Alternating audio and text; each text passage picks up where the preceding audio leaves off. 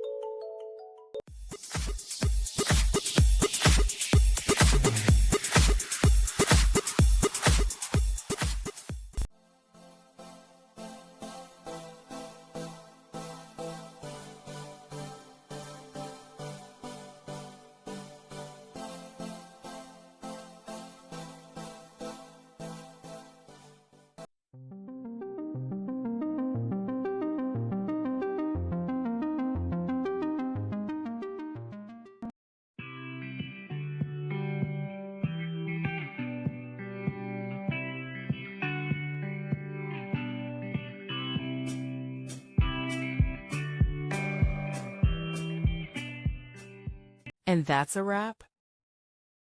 I hope you found the answer you were looking for. If you did, take a second to hit that subscribe button. It really helps out. And let me know in the comments which solution worked best for you. See you next time in the debug zone.